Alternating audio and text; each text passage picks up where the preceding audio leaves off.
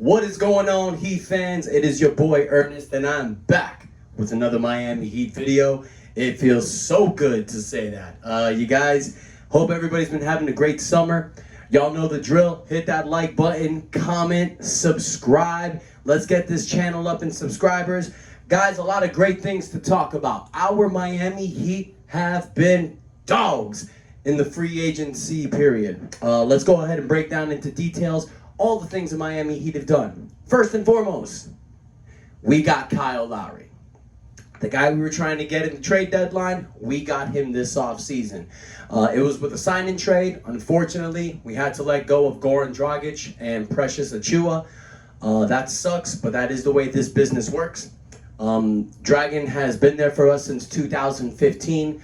We thought we were going to win a championship with him with D-Wade and Bosh. Didn't happen, but the guy never gave us any trouble. He never complained. He never asked for trades. He stuck with us through the worst times and through the best times, and it's awesome that we got to the NBA Finals with him. So, Dragon, I wish you the best, and I hope you find your way to Dallas. Precious Achiuwa, great guy. I called him Baby Bam. I thought he was going to be a great backup for Bam Adebayo, but he was the guy that was needed to facilitate this trade. That's just the way it works. Kyle Lowry, guys, he's going to help us in a big way. He's not one of the best point guards in the NBA, but defensively, he can shut down players. He's got a great three-point shot. He can create the ball. He can shoot off the dribble. He can facilitate for other people. And I'll say it again, his defense is incredible. And that's exactly what this Miami Heat culture is fixing for. We are looking to be the 1980s Detroit Pistons, 2004 Detroit Pistons. Miami Heat culture, that's exactly how we are. We are dogs. We have dog mentality. And against teams like Brooklyn and the Lakers that have all this firepower, you're going to need a team like Miami with a defensive squad that's going to push it like that. And by the way, guys, I just want to go ahead and showcase my brand new look. I've Ric Flaired myself. Woo! As you guys know, I'm a pro wrestler, so I wanted to try something a little bit different. Moving on. And I know you guys are focused on the hair right now, but let's get back to Miami Heat basketball. So after we made the deal for Kyle Lowry, guys, who I think is going to help us like Chris Paul helped the Phoenix Suns. Guy's the same type of player. But after that, we immediately made a 5-year, $90 million deal with Duncan Robinson, bringing him back. Guys, we talked about this during the season. Duncan was going to command anywhere from $15 to $18 million. Miami gave him the latter. That's $18 million per year that he's making. I think it's a great contract. What Duncan needs to work on this offseason is improving his defense and his playmaking abilities. The guy is one of the best shooters in the NBA. He can knock it down from anywhere. But at this point, he needs to elevate his game to be better. He's going to be one of our top guys going forward, so we need Baby Dunk to work on his game this offseason. After we got the contract negotiation with Duncan, we immediately got to work with Jimmy Butler's contract extension. 4 years, $184 million going to Jimmy. Well-deserved.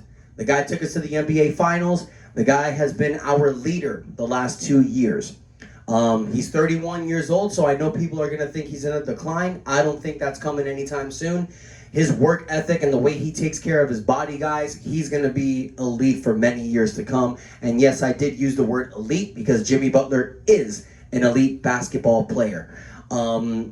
So this is going to be great, guys. You know, we have a team surrounded by our big four, which is Bam Adebayo, Jimmy Butler, Kyle Lowry, Duncan Robinson, with Tyler Hero waiting in the wings. I love our big five. That's a great ending lineup to end games also. But what Miami did is we made sure that we filled this team with more dogs.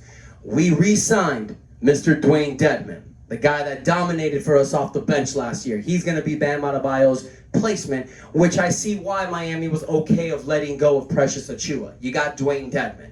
He's going to fill in the needs. Also, Miami made some back-to-back signing for 2 stretch 4 power forwards that are really going to help. Mr. P.J. Tucker, who just won the NBA Finals championship, and Markieff Morris, who won the 2020 championship with the Lakers. These are 2 guys that know how to win. These are 2 guys that can play alongside Bam Adebayo, hit the open 3, and defend one of the best player. These guys are definitions of the word dogs. You need players like that alongside Bam Adebayo. So I think this was an incredible pickup. PJ Tucker, we got him for 2 years, $15 million. Markieff Morris, we got him for 1 year, $3.4 million. What we basically did is we took the 9.5 mid-level exception and broke them down between those two players. I love that pickup, guys. The Miami Heat are looking to be a well-rounded team.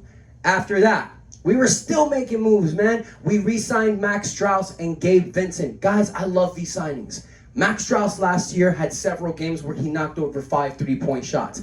He's like another Duncan Robinson, can hit it from anywhere. And in the NBA today, you need shooters. Gabe Vincent did his thing last year when we were down with injury. It seems like every time the Miami Heat is hurting, Gabe Vincent throws on that cape and comes in and solves the problem. So I love the signing. They signed both of those guys for 2 years, $3.5 million. These are minimum deals. It's a great offering, and they're going to be doing what they normally do, coming up to help the Miami Heat when times are trouble, when we have injuries. I'm pretty sure these will be like our 10th, 11th man. Maybe, who knows, in training camp, they might spark up and earn their spot. That's the great thing about this team. We leave it open for anybody. It's like I've said before, guys, the Miami Heat turns good players into great players. Facts. But we weren't done, man. I mean, after that, Miami made a move that I saw was a little bit questionable. We rescinded Kendrick Nunn's offer.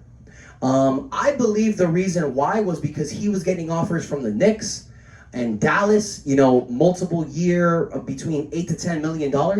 But once Miami rescinded the offer and made him an unrestricted free agent, I think it pissed him off because he went to go sign with the Lakers.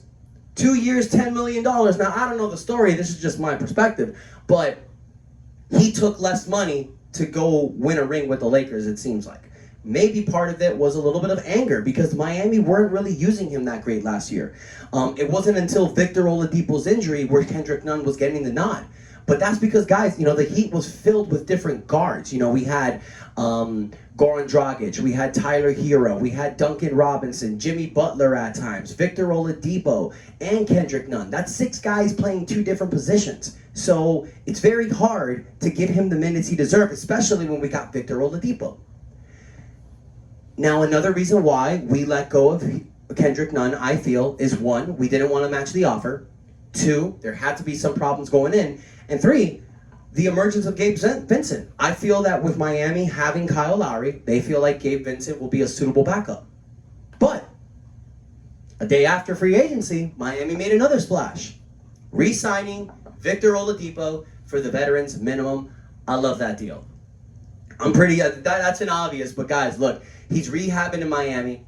He's not going to play, spectators say, between December or February. He signed this deal the same reason why Dion Waiters signed with Miami in 2016 for the 1-year deal. It's a prove-it contract. Victor Oladipo turned down a 2-year, $45 million contract extension from Houston. Big mistake, obviously, but he's only 29 years old, so he has time to get that bag. And with Miami re-signing him for another year, we're going to own his bird rights, which means we can go over the salary cap in 2022 to bring him back if we want to. With Tyler Hero coming up for his rookie contract in 2023. So this could be the team that you could see with Miami for many years to come. And I mean, guys, and let's not forget, we got Casey Okpala in the bench. KZ Ekpal, excuse me. We have him flooding in the bench. He played some games for us last season. 6'8", defensively sound, can hit the open shot. The Miami Heat has 12 players right now. 13 including Haslam if we bring him back. But we have 12 solid players right now. I see this as a very deep team. So, what does this mean for the 2022 season? Where do I see the Miami Heat? Well, guys, I see the Miami Heat the same way I saw them last year. Top 4 team in the East. We're going to be competing, obviously, with Brooklyn, the defending champions, Milwaukee, Philadelphia, Chicago, and Atlanta. Chicago's a beast now. They got a big 4 over there with DeRozan, Levine, Lonzo Ball, and Vucevic. You know, with Philadelphia's situation with Ben Simmons, you don't really know. Atlanta made it to the conference finals, so you got to put them there. And Brooklyn and Milwaukee are obviously dogs. But you got to put the Miami Heat in that conversation. I'll sure as hell say you got to put the Miami Heat in the top 3 conversation. Because now we're loaded. Because look, the beginning of the season it might get a little bit rocky. You might see bad losses. Same thing we suffered last year. But Victor's going to come back between December to February. I honestly think that means March. So all we need Victor Oladipo is for the last 15 games of the season. We get Victor Oladipo with this squad. Guys, you are looking at an 8-man playoff rotation.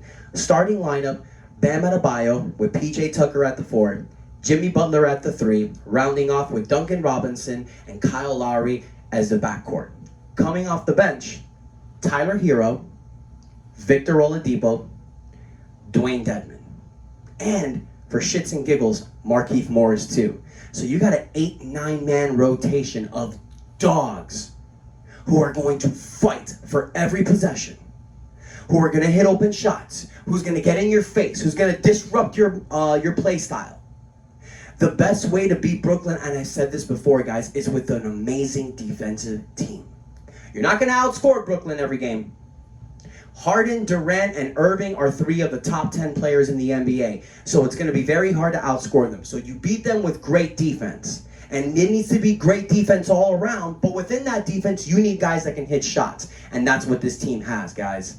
I'm excited for the 2022 season. I see us winning over 50 games if there's over 82 games this next year. And I'm excited, guys. I want to hear from all you guys. Let me know what you guys think about this offseason. Let me know what you think about this new pickups, the new trades that we made. Let me know about my hair. Let me know what you think. Even if you're hating, it's all good.